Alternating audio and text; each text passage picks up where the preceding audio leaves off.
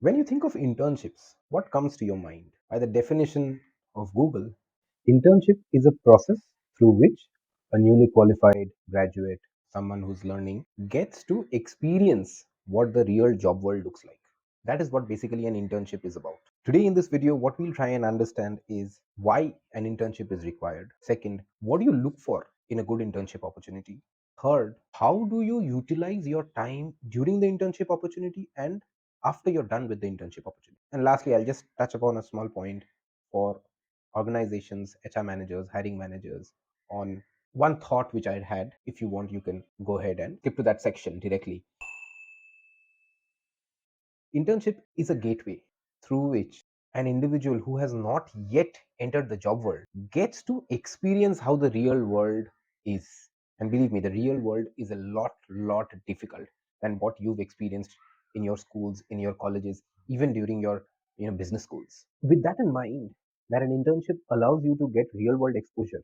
Whatever you are studying, try and do a little bit of research in understanding what kind of a role you would want to pursue, maybe 2 years, 3 years. And if you can be so sure about yourself and how you look at your career growing, then maybe 5 years. Once you've identified how you want your career to grow, try and search on LinkedIn. You will find few people who are working in those organizations being very active on LinkedIn. So you can understand by what they are sharing how life looks like from that role, from that position. I am from a client facing role, so my follows or the people I follow very much heavy towards business, negotiations, product management, client facing. So those sort of individuals. But if you are an engineer, try and follow people who are from the engineering background. If you are from the construction industry, follow people from the construction industry. All I'm trying to say over here is LinkedIn is a platform through which you should be able to find out what is happening in the minds of someone who is sitting in the role which you want to go maybe 2 to 3 years down the line or 5 years down the line. So that's how you utilize LinkedIn as the platform to start your little bit of research, which will lead us to the second important point of an internship. That is, what do you look for in an internship? It's very important for you to understand that in these 3 to 4 months time which I would be getting in an organization, in a company, to work with real world problems. And problems is what you need to find out for you to have a very good internship experience.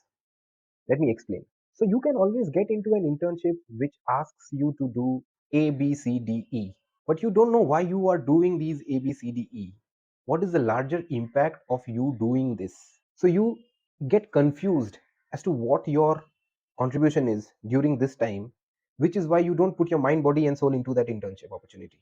How you should start looking at internship opportunity and what you should look for in an internship opportunity is whatever time period you are there in that company as an intern, ask your hiring manager, HR manager, would it be possible for you to work on some real world business problems?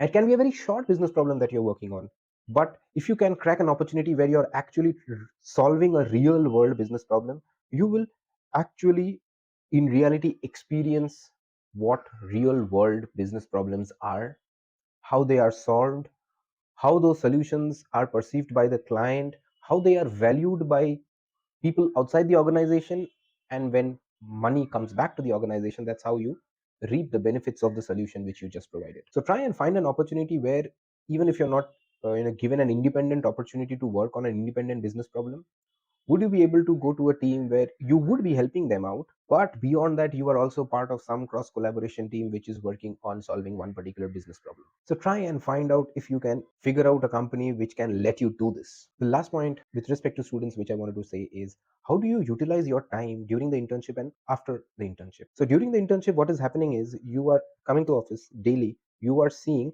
what are the tools, the skills which is required to really excel in the workplace. And those tools, those skills you do not have sharpened at the level you would want yourself to be. So take a note of those skills, those tools which you will better yourself at after the internship period. During the internship period, what you do is try and get hold of all the real world tools which are accessible to you during that period, because these tools are costly. The data, the real world data, is something which only a real company can provide. So that is something which you only have during your internship period.